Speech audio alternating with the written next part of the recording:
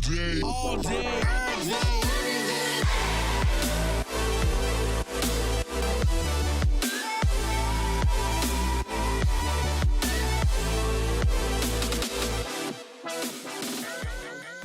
Salut à tous, alors moi je m'appelle du coup Jordan Manoukian, j'ai 28 ans, bientôt 29.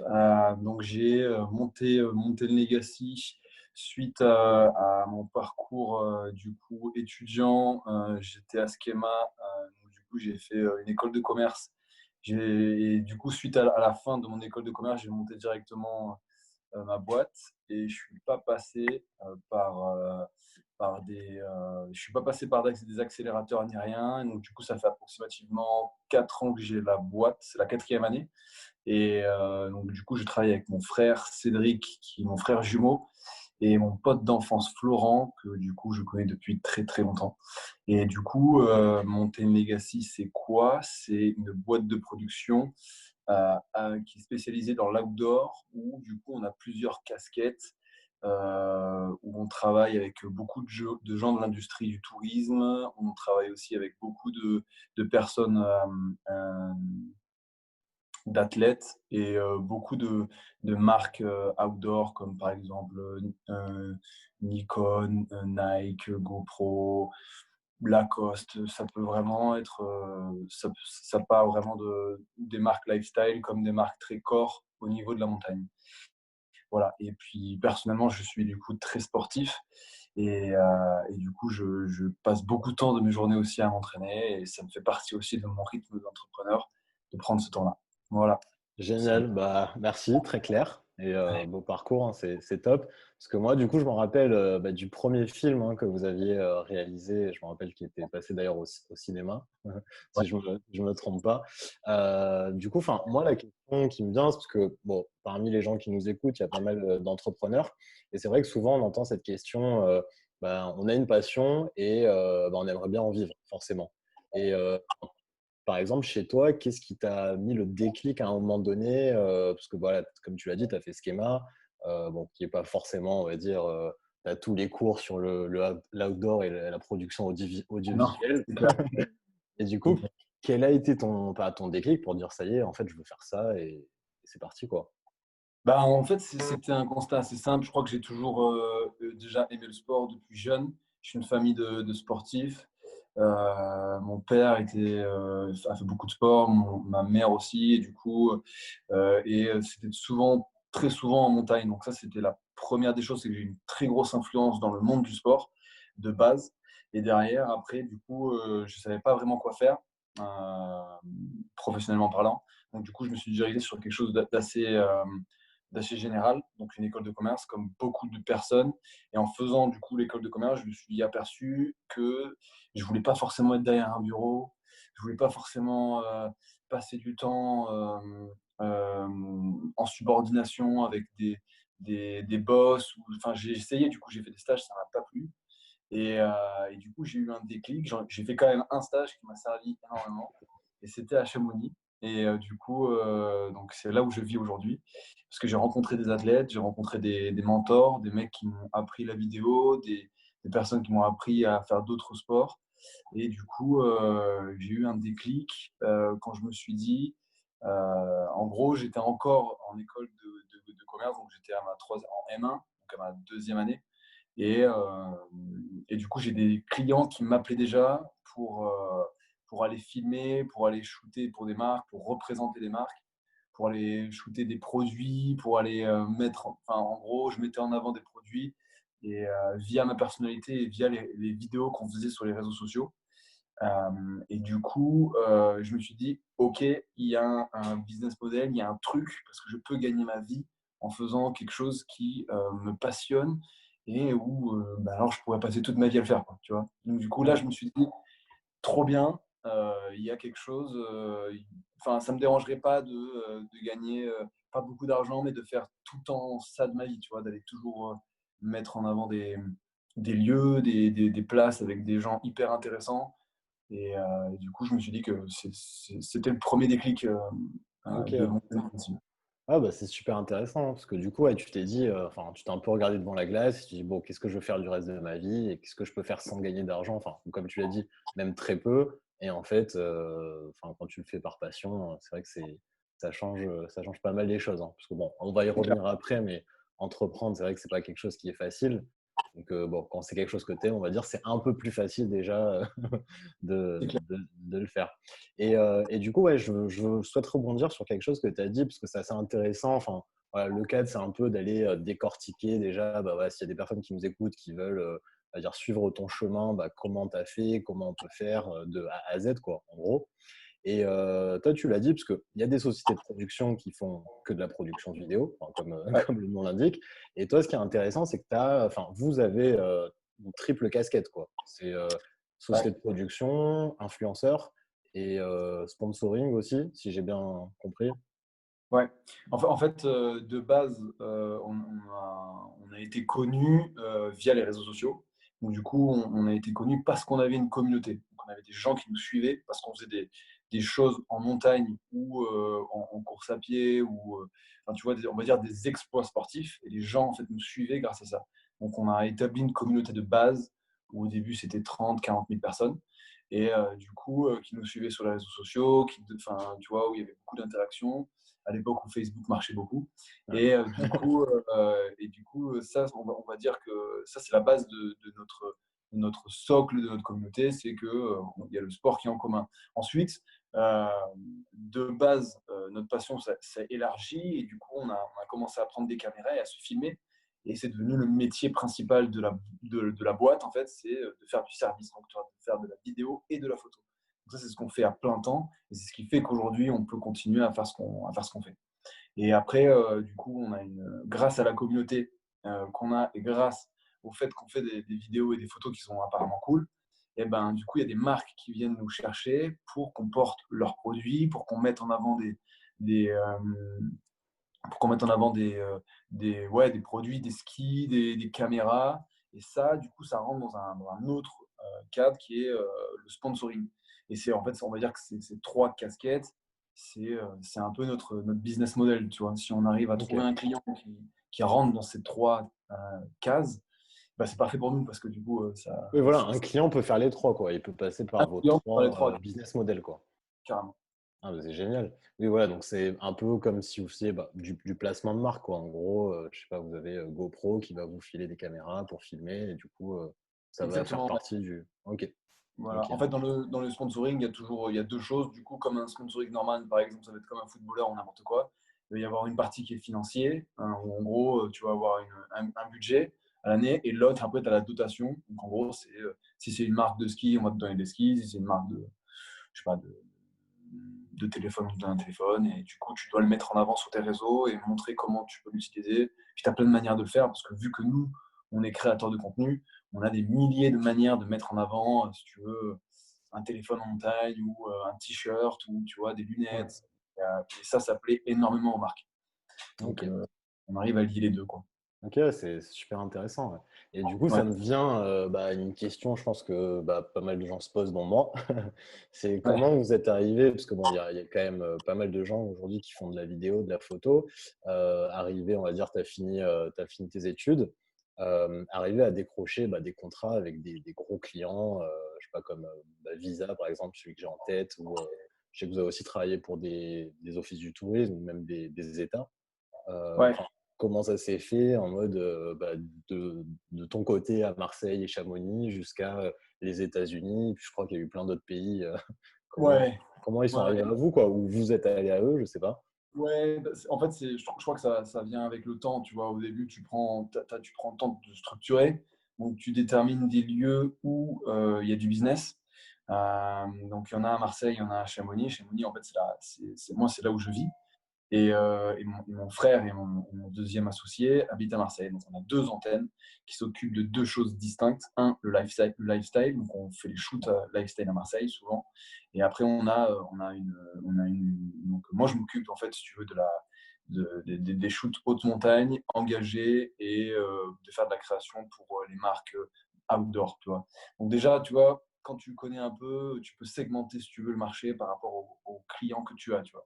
Et comment ça a commencé comme ça? On va dire que je pense que plus avec la on crée des meilleures vidéos et derrière, on s'est spécialisé aussi, sur les réseaux. On a appris comment ça marchait Facebook Ads, donc on faisait aussi de l'ad sur nos vidéos qu'on faisait, c'était souvent des vidéos qui étaient, au début, c'était très, viral. Donc on avait en fait, on faisait comme on va par exemple, je prends un exemple, on courait sur des crêtes et du coup, on portait des vêtements d'une marque et on va sponsoriser du coup, par exemple, une personne qui est sportive, cadre, de 18 à 30 ans, tu vois? Du coup, en faisant ça, si tu veux, on arrivait quand même à catcher vraiment beaucoup d'audience et du coup, les marques ont commencé à venir beaucoup vers nous parce qu'on gérait donc on gérait autant de la vidéo que du digital et derrière, ben, ça m'a mis en place, donc comme je te disais au début, une structure où, on s'est déterminé des rôles.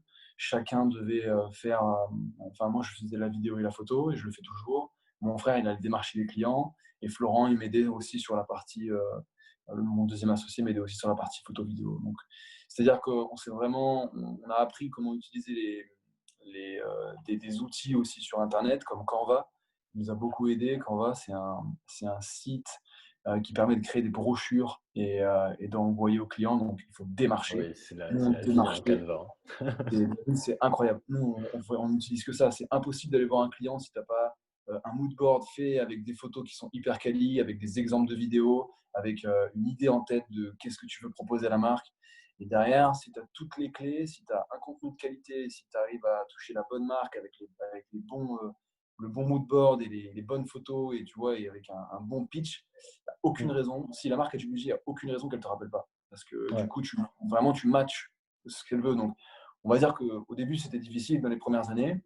Puis après, petit à petit, plus tu acquiers de l'expérience dans la vidéo et dans la photo et dans ton métier en général, plus tu deviens expert dans ce domaine, plus après, en fait, tu arrives à catcher des clients qui sont de plus en plus gros parce que les gens te font confiance et tu as le Ouais. bouche à oreille, tu vois, tout Ouais, simplement. le bouche-oreille, ouais. Ouais, mais c'est ça, hein, c'est super intéressant parce que c'est vrai qu'il y a beaucoup, bah, quand on démarre, on va dire qu'on veut entreprendre, il y a beaucoup de questions qui reviennent. Mais comment je fais pour acquérir mes clients? Comment je fais pour viser ce marché-là? Mais je pense que, enfin, et tu l'as dit, hein, c'est la première question à se poser, c'est déjà fournir le meilleur service qui existe. Exact. Ouais, Concentre-toi sur la valeur ajoutée et après, bah, ça ira tout seul, quoi. Les compétences, enfin, comme tu l'as dit, hein, vous avez commencé à maîtriser tout ce qui est marketing digital, Facebook Ads, etc. Et puis, ouais. Mais c'est vrai qu'il y a beaucoup de gens, hein, qui se trompent là-dessus et qui pensent que voilà, tout ce qui est levier d'acquisition en marketing digital vont faire d'eux, on va dire, quelqu'un de connu. Mais au final, ça rend juste, on va dire, ce que tu fais plus connu. Mais si ce que tu fais de exactement. base n'est pas Exactement. quali, Ouais, bah, c'est clair.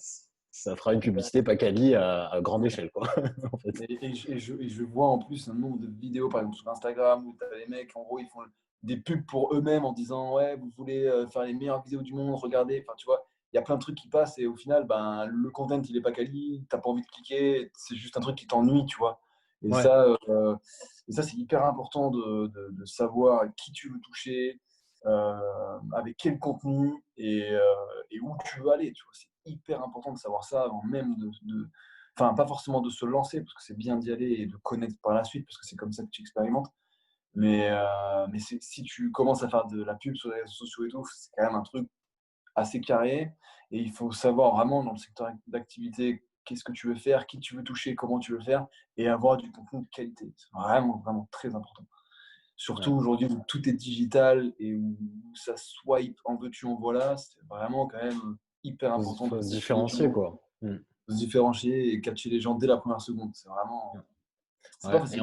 en parlant de différenciation, il me semble que vous avez vraiment une niche sur la production visuelle qui vous met un peu à part, on va dire, d'autres concurrents. C'est Ouais, sur tout ce qui est vraiment bon, outdoor, mais extrême. Est-ce que tu pourrais peut-être détailler ouais, ça? ouais, j'en ai pas parlé d'ailleurs dans ta question. C'est clair, en fait, on bosse beaucoup, comme j'ai dit au début, dans le tourisme. Donc on va dire que c'est 50% de notre activité. Et c'est là où on est assez connu. Donc on va mettre en avant des, euh, des destinations avec des marques, on crée des synergies avec des marques. Ensuite, on a un deuxième on va dire, secteur d'activité et c'est là où, on fait vraiment la différence. C'est qu'en fait, on est des donc comme on est des sportifs et des athlètes confirmés qui suivent des athlètes pros, on est passé, si tu veux, dans un cap où on filme, des tournages qui sont engagés et extrêmes et en fait, ça, c'est notre niche, tu vois? On sait que là, il y a pas grand OK. monde qui peut faire ça et du coup, on va être même quand le client va avoir 2 ou 3 entreprises, et ben, il y a pas grand monde qui peut aller dans les endroits où on veut aller avec des caméras, nous on filme en RED, tu vois? Donc c'est la meilleure des caméras sur le marché aujourd'hui. Donc ça veut dire que si tu as la meilleure caméra sur le marché, que tu as une compétence qui est genre, niche et que tu as on va dire, moi j'appelle ça la caisse. En gros, tu as Mmh. la capacité physique de pouvoir suivre, les personnes qui sont devant toi, que ça soit des athlètes ou pour aller shooter un produit spécial, en haute montagne et ben, quand tu as ça, ben, c'est bien parce que tu arrives quand même à avoir des clients, qui cherchent quelque chose de très précis et toi, tu leur donnes ce service très précis, tu vois? Ouais. Et ça pour nous, bah, en fait, c'est notre credo, c'est comme ça qu'on est connu. L'entreprise s'appelle Mountain Legacy, c'est l'héritage des montagnes, c'est pas pour rien, tu vois? C'est quand même, Ouais. on a une vraie légitimité dans la montagne et dans les métiers de l'outdoor et dans l'outdoor en général. Donc les gens me contactent dès qu'il y a, par exemple, un shoot, ça peut être, par exemple, shooter au Mont Blanc. La semaine prochaine, je pars, je vais au Cervin, et je vais au Mont Blanc et on va shooter sur les 2 destinations, sur les 2 sommets et malheureusement, bien heureusement pour nous, il y a pas tout le monde qui peut faire ça, ce qui fait qu'on arrive à trouver, tu vois, des niches, qui sont hyper intéressantes, qui font partie de l'extrême. Voilà. Ouais. Non, mais c'est un ouais, c'est un point super important, hein, pour ceux qui nous regardent et moi, enfin, du coup, j'en ai fait, j'ai fait plein de fois cette erreur. C'est que, enfin, quand on entreprend, c'est vrai on a tendance des fois un peu à se défocaliser, c'est-à-dire, c'est de vouloir faire plein de choses en même temps, vous proposer plein de services.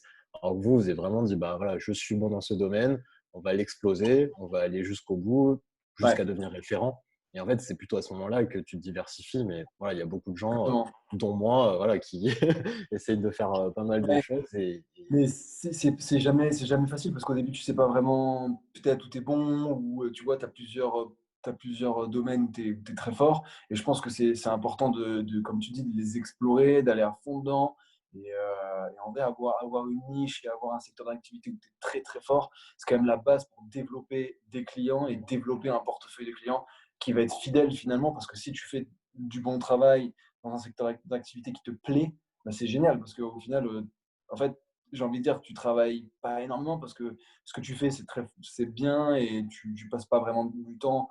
Ou si tu passes du temps, tu le passes et tu le fais ça très vite, c'est très bien parce que tu sais de quoi tu parles, tu vois.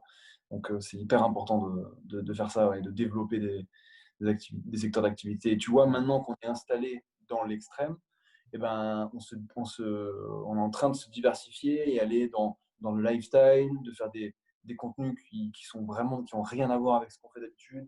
Et c'est cool parce que du coup, ça te permet aussi de faire autre chose, tu vois, et ouais, de bah, pas faire ouais, tout la même chose. C'est hyper important aussi.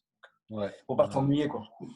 Non, mais c'est sûr. Bah, en plus, toi, c'est vraiment ta passion pour le coup, donc tu es C'est clair. acteur de ton propre business, quoi, donc c'est quand même, c'est beau à voir, quoi. Merci, c'est gentil. Et du coup, j'avais, bah, moi, encore pour moi, ce qui est encore plus beau à voir en soi, enfin, j'essaie de faire des des bons rebondissements, Parfait. Ouais. mais bon, c'est bien passé. C'est que non seulement tu as trouvé, on va dire, une niche qui te plaît vraiment, mais en plus tu le fais et moi ça m'a toujours, bah, questionné, tu le fais avec ton meilleur ami et ton frère quand même et Ouais, on a eu des entrepreneurs avant toi qui sont passés aussi, sur le live et cetera et c'est vrai que la notion, bah, de travailler en famille, en amis, il y a des gens qui réussissent, bah, la preuve, hein, en images, mais comment, on va dire, ça se gère? Enfin, enfin, au niveau des rôles, est-ce qu'il y a des conflits? Parce qu'à très un dur. moment, il y a eu des moments où ça a failli tout exploser. Ouais, ouais. Ouais, de toute façon, comme dans une entreprise, tu as toujours des hauts et des bas, que ce soit avec des collaborateurs ou des associés, que ça peut être ta famille.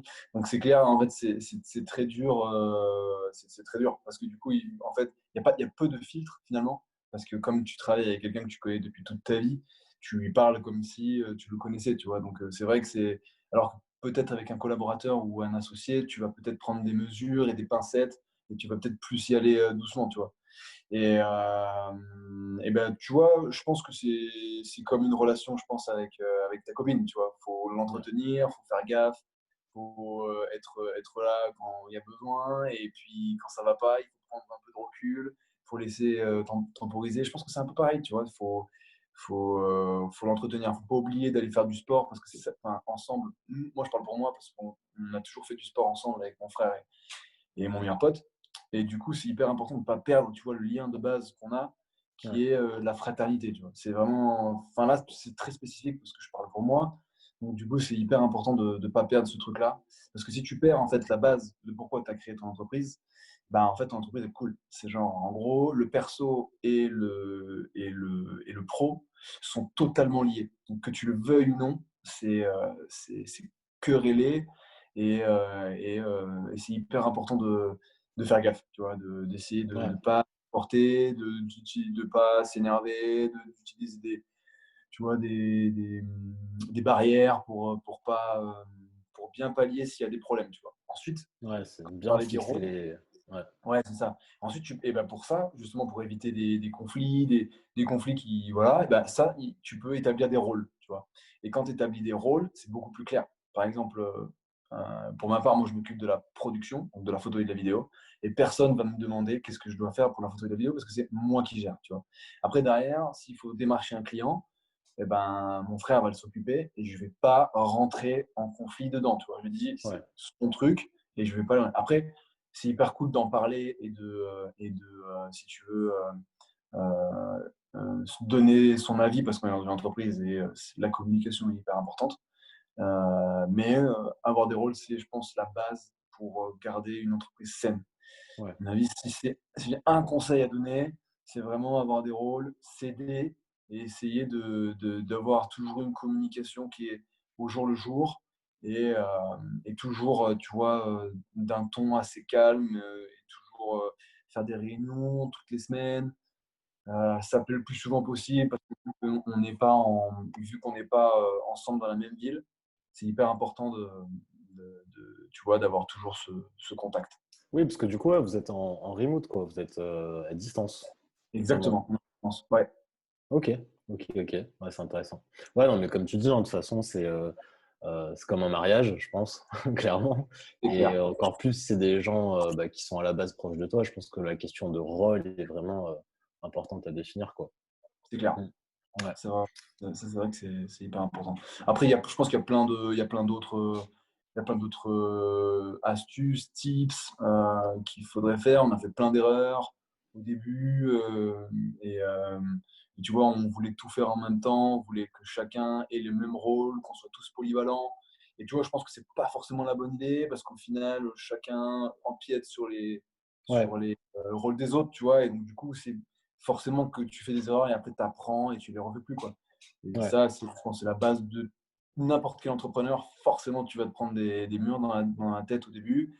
Et derrière, tu vas construire ta maison petit à petit parce que à force que tu en aies pris des murs, ça Mm. monte. Ouais, Voilà. non, c'est sûr. Oui, parce qu'en plus, vous avez vraiment fait de manière incrémentale. Enfin, je précise quand même, mais vous avez pas, il n'y a pas eu de levée de fonds. Il y a eu, enfin, vous avez Non, monté vraiment de tout de A à Z, en tout de A à Z. bootstrap, hein, comme on appelle ça. Alors, en fait, au début, on est passé parce que j'avais dit qu'on n'est pas passé par des accélérateurs. C'est pas forcément très vrai. Parce que mon frère a fait Cage. Donc, du coup, on est rentré dans un accélérateur de Cage. On a regardé un peu comment ça marchait. Euh, et puis, en fait, ça collait pas vraiment avec notre entreprise, tu vois, parce qu'on ne proposait pas quelque chose de nouveau. La photo et de la vidéo, tout le monde en fait. Le secteur, dans la manière dont on le faisait, c'était novateur, oui, mais on va dire qu'on avait déjà des clients, on travaillait déjà, et en fait, ça nous ralentissait plus qu'autre chose et ça nous prenait du temps, en fait. Donc, Ouais, ouais, on a décidé directement de passer en fait une seconde vitesse et de directement faire tout nous-mêmes et de ne pas passer par des accélérateurs ou des levées de fonds. Ouais. ouais, ouais. Non, mais c'est, enfin, après, enfin, souvent, c'est la mode de dire faire des levées de fonds, etc. Mais enfin, autant, c'est encore mieux quand il n'y a Donc, pas si d'investisseur au tu board, peux ne pas le hein. faire, Donc, ne le fais oui, pas. c'est ça. Comme ça, tu gagnes du Exactement. temps. Mais Exactement. c'est bien de le faire. En fait, ce qui est bien avec ce levée de fonds et en étant start-up, enfin, ça peut être en seed ou alors même après, en accélération et tout, ce qui est très très bien, c'est qu'en fait, tu arrives à déterminer qu'est-ce que tu fais comme service, quelles sont tes forces, quelles sont tes faiblesses. Tu vois, peut-être cette question de rôle, on l'aurait sûrement fait avant de Avant, ouais. lancer l'entreprise. Et ça, on aurait sûrement eu moins de problèmes sur le tas. Tu vois. Donc, Ouais. c'est sûr que ça t'apprend beaucoup de choses. C'est hyper important de le faire, peut-être. Par contre, on a gagné beaucoup de temps parce que du coup, on s'est directement mis face au Marché, marché. ouais. Mmh. Et voilà, quoi, tu vois, genre, tu apprends en un an à parler avec des clients, à essayer d'être hyper carré dans la manière dont tu travailles. Je pense que tu apprends 10 fois plus que dans un bureau ou dans un Ouais. accélérateur. Tu vois. Ah oui, C'est, bah, ouais. Tu peux pas théoriser. Enfin, surtout après, ça dépend de quelle activité, de quelle entreprise, etc. Mais je pense que vous, enfin, c'est très compliqué à théoriser ce que vous faites aujourd'hui. très compliqué. Très compliqué. Enfin, surtout dans la niche que vous êtes, tant que t'es Ouais, pas à un voilà, moment ça. donné perché dans une montagne à faire des vidéos. Enfin, t'as beau faire une formation dessus, c'est assez Ouais. compliqué, quoi. Mm. Ouais. Et d'ailleurs, en parlant de ça, en parlant de scaler, etc., une question, je pense que les gens peuvent se poser, c'est que comment vous voyez du coup le futur de Mountain Legacy, c'est-à-dire, vu que vous êtes quand même très acteur de Ouais. votre business, hein, en soi, Ouais. je sais pas comment vous voyez les choses. Alors, c'est une très bonne question. Alors déjà, on va dire que cette année, aujourd'hui, parce que pour les gens qui nous écoutent, au début, en fait, on va dire 50% de nos productions, on se filmait nous-mêmes pour créer des vidéos pour des clients. C'est-à-dire, en fait, pourquoi on faisait ça? Parce qu'on allait dans les endroits où peu de mannequins allaient. Donc déjà, c'est la première des trucs. Et du coup, bah, il fallait trouver des gens qui le fassent à notre place. La deuxième, c'est qu'un mannequin, ça coûte beaucoup d'argent, surtout dans les milieux outdoor, mode, fitness et tout. Donc du coup, il fallait absolument qu'on épargne au début et qu'on dégage de la marge pour pouvoir continuer à vivre. Donc, au début, on a fait ça. C'était un choix. Ensuite, aujourd'hui, donc on le fait beaucoup moins, presque plus, parce que du coup, on embauche beaucoup plus de personnes, les productions sont beaucoup plus carrées, et puis on a des marques qui imposent genre très souvent des mannequins. Et D'accord. du coup, le futur de Mountain Legacy aujourd'hui, euh, donc je pense qu'on va rentrer dans une quatrième année, et on aimerait énormément devenir un acteur, l'acteur, on va dire, incontournable quand on parle de filmmaking outdoor en France et en Europe. Nous, on shoot beaucoup, beaucoup à l'étranger, donc aussi en Amérique, parce on n'est pas seulement sur le territoire français, on est beaucoup aussi à l'étranger. Ouais. Et, euh, et du Comme coup, on par aimerait, exemple, enfin, vous avez déjà. là, je suis parti shooter en janvier en Islande pour une grosse boîte de prod qui s'appelle Camphor Collective, qui est du coup la boîte genre référence d'outdoor, la boîte de production référence d'outdoor en Amérique. Et si tu veux, nous, on est appelé en tant que cadreur pour aller shooter des tournages qui sont extrêmes, tu vois. Donc, on arrive à avoir on va dire cette prestance à l'étranger qui fait que ben, c'est cool parce que si les Américains nous appellent, c'est qu'on n'est pas dans le faux, tu vois. Ouais. Et du coup, on aimerait vraiment en fait créer du coup une branche un peu comme Fort Collectif fait en Amérique, mais en France. On peut créer une grosse boîte, on va dire européenne, qui embauche des gens qui sont euh, très forts dans tous les milieux et bosser beaucoup plus avec des filmmakers et des prestataires pour pouvoir accueillir des plus gros projets. C'est vraiment je crois que c'est l'envie qu'on a tous d'essayer de sortir, parce qu'aujourd'hui on a un collectif de filmmakers, on aimerait vraiment pousser ça et grandir en fait avec d'autres personnes pour pouvoir répondre à des plus gros tournages, tu vois. Ouais. Aujourd'hui, si tu veux, pour donner un exemple, on fait des tournages entre 5 et 8 personnes, ce qui est pas mal parce que c'est en montagne, du coup, il y a beaucoup de logistique, donc c'est pas mal. Et on aimerait beaucoup, tu vois, plus tourner entre 10 et 20 personnes, donc c'est-à-dire vraiment faire des plateaux et essayer d'être encore plus, on va dire, répondre à tout type de production, tu vois. Voilà. Que ce Ouais. soit TV, que ça soit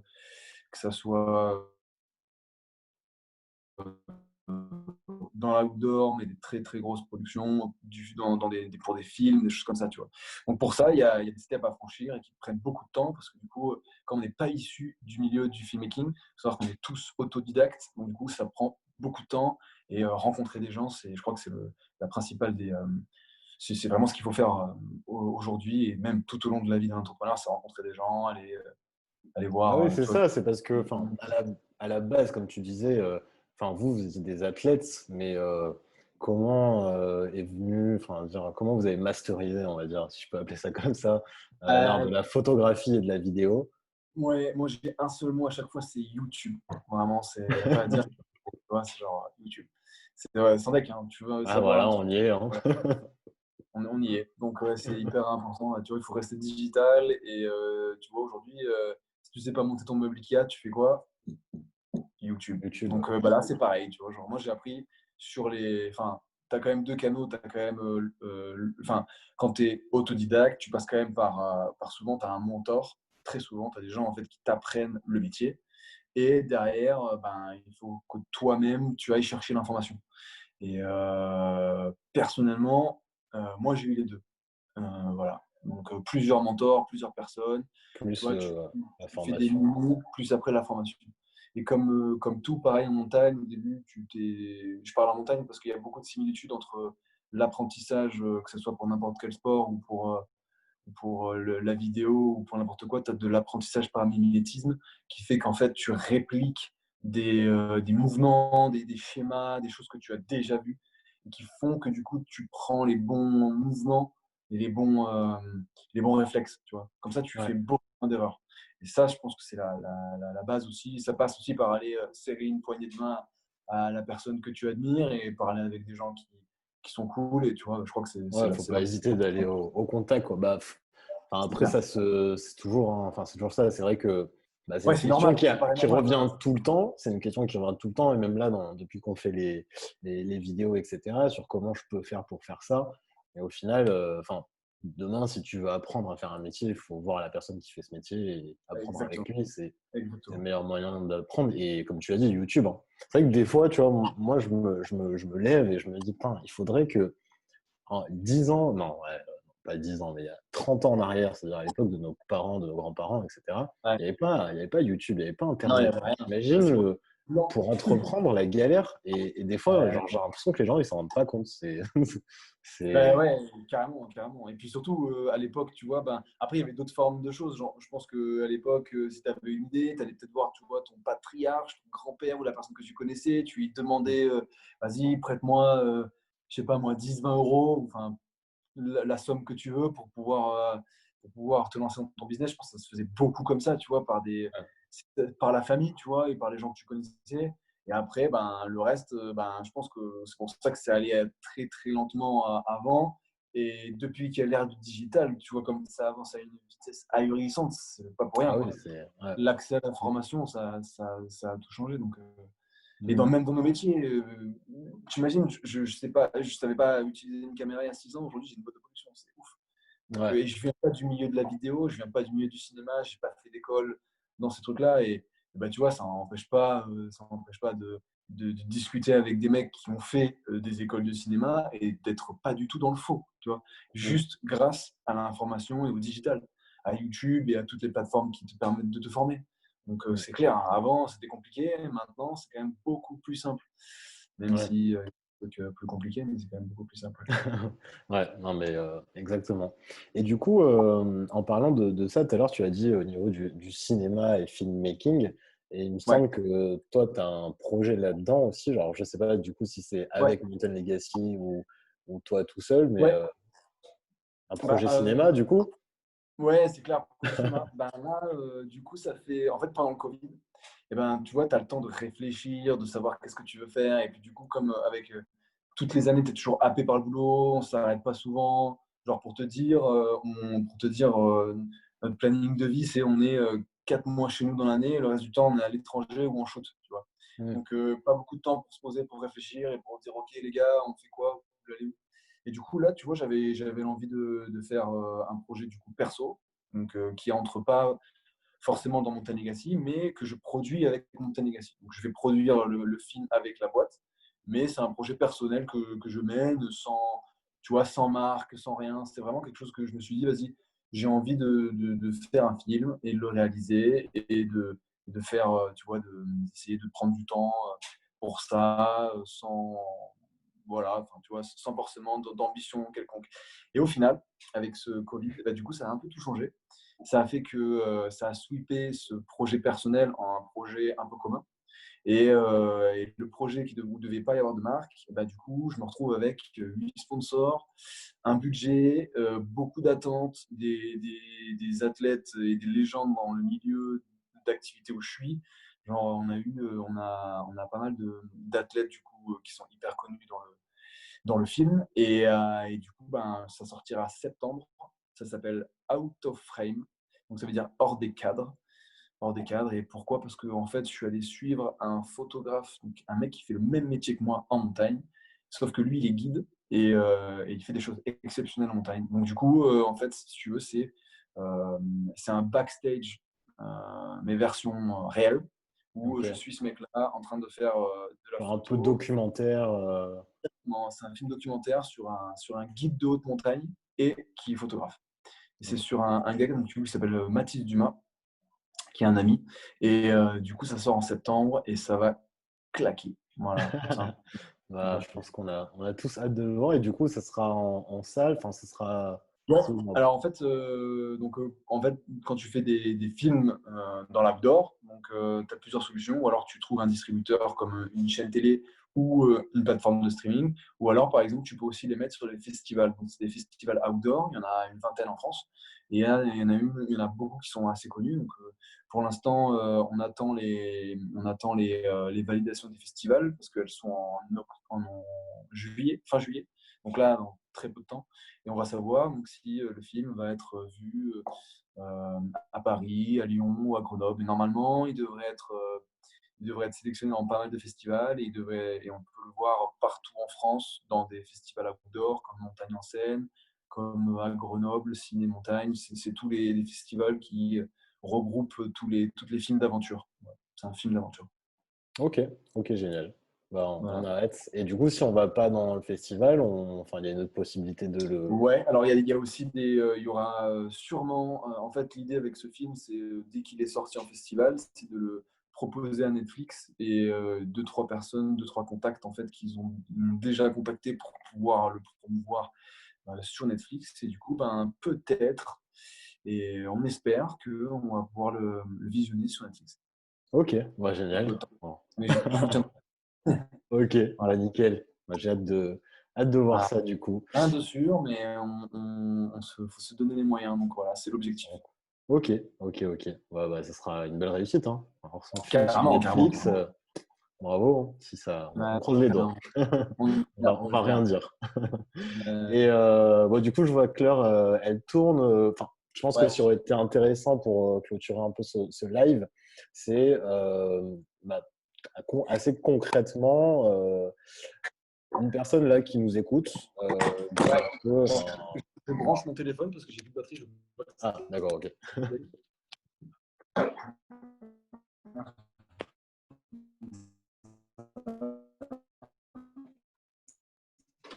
Itinéraire. Ce sera bien. Hop, nickel. Ouais, dis-moi. Ouais, c'est bon, tu nous Ouais, reçois. nickel. Ok. Désolé. Ouais, non, mais je disais pour bah, clôturer ce live, si on va dire il y a des personnes ici qui nous ont écoutés, ou même la semaine prochaine quand ça sera sur YouTube, qui veulent, on va dire, bah, démarrer une carrière comme toi. Ouais. Très basiquement, on va dire, sans faire trop long, est-ce que tu as un vrai conseil pour bien démarrer ou qu'est-ce qu'il ne faut pas faire peut-être aussi Ok. voilà. Bah, alors, Alors, attends, en Jordan, fait, on je t'a perdu. pense que l'entrepreneur, c'est réellement, je vais parler avec vous. Tu m'entends? Tu Alors, ouais, m'entends? on t'a perdu, on n'a pas du tout entendu ce que tu as dit. Tu m'entends là? Ouais, c'est bon, nickel. Ouais. C'est bon là? Ouais, c'est bon, on est bon. Nickel. Désolé. Je pense que l'entrepreneuriat, c'est assez personnel, donc je vais te donner ma version des faits. Euh, je pense qu'il faut, quand tu entreprends, il faut que tu le fasses avec de la passion. Personnellement, je l'ai fait avec beaucoup de passion. Il faut s'entourer de personnes qui sont fiables, sur lesquelles tu peux t'entourer, sur lesquelles tu peux te poser, avec lesquelles tu échanges assez librement et avec lesquelles tu es sur les mêmes longueurs d'onde. Donc si tu le fais à plusieurs, c'est hyper important parce que c'est le socle de ton entreprise et le socle de la réussite. C'est vraiment les gens qui sont avec toi. Parce que c'est eux qui vont te donner de la force, c'est eux qui vont te donner les bons conseils, et c'est avec eux que tu vas avancer tout le reste de ton aventure entrepreneuriale. Si tu entreprends seul, difficile parce que j'ai pas vraiment ce background, mais en ayant côtoyé pas mal de personnes, je pense qu'il faut toujours le faire, tu vois, avec de la passion, choisir un secteur d'activité qui te plaît profondément et se lever le matin et le faire avec intensité, être discipliné dans les choix que tu fais et ne pas perdre de temps pour des futilités, tu vois. Je pense que l'entrepreneuriat, il y a beaucoup de sacrifices où tu restes énormément de temps devant ton ordinateur à décortiquer qu'est-ce que tu vas faire, comment tu vas faire. Et c'est hyper important de prendre ce temps-là, de le prendre avant de se lancer, pour vraiment essayer de cadrer ce que tu veux faire et où tu veux aller. Mais à un moment donné, il faut passer le pas. Et ça, c'est hyper important aussi. Je pense qu'il faut énormément, faut y aller, quoi. Tu vois, genre à un moment donné, il ne faut pas passer 100 ans à théoriser, il faut y aller, il ne faut pas avoir peur. Et nous, on est la preuve, je pense, vivante de on n'y connaît rien, on ne sait pas où on va. On a à peu près, on a l'idée de là où on veut aller et on y va à 100%, tu vois. On y va avec nos tripes, on y va avec les connaissances qu'on a Mm. et on va casser des portes, tu vois. Je pense que c'est Ouais. hyper important d'aller avec cet esprit-là quand tu es entrepreneur. C'est vraiment très important. Je parle cru parce que je pense que c'est ce que tout le monde va retenir et c'est hyper important de le faire avec cette intensité-là parce que c'est comme ça que je pense mène la réussite ou le bonheur ou tu vois le faire avec des gens ou solo. Mm. Non, c'est clair, hein, c'est action. Enfin, du coup, ouais, action, action. Le conseil, c'est si tu kiffes ça, fais-le. Et puis, Exactement. C'est important de théoriser un peu, de savoir où tu veux aller et ensuite fais-le. Voilà, je pense que c'est les conseils que je peux donner et de se rapprocher. Il y a aussi un truc que j'ai pas dit, je pense. Et pour nous et pour moi, ça a énormément aidé. C'est se rapprocher des gens que tu admires. Tout au long de ma jeune carrière de photographe, je me suis toujours défini 3-4 personnes et des idoles, que ce soit dans le sport, que ce soit dans la vidéo ou dans la photo, et je les ai rencontrés, ces mecs-là, tu vois. Et j'ai échangé avec eux, et ça a changé ma manière de voir les choses, de vivre et d'aller de l'avant, tu vois. Parce ouais. qu'on dit toujours que tu ressembles aux 10 personnes qui t'entourent, c'est très, très vrai. Donc, entoure-toi des personnes Mm. à qui Mm. tu veux ressembler, tu vois. Je pense que c'est un bon conseil. Génial. Bah, merci beaucoup, hein. Merci beaucoup. Du coup, on va Avec essayer plaisir. de cadrer et de ne pas prendre trop de temps, ni aux personnes qui nous écoutent et ni à toi. Parce que je pense qu'il Pas y de a pas problème. mal de choses à faire. Juste, alors, pour clôturer, donc, si en parallèle, sur Zoom, vous avez des questions, bah, n'hésitez pas à les poser.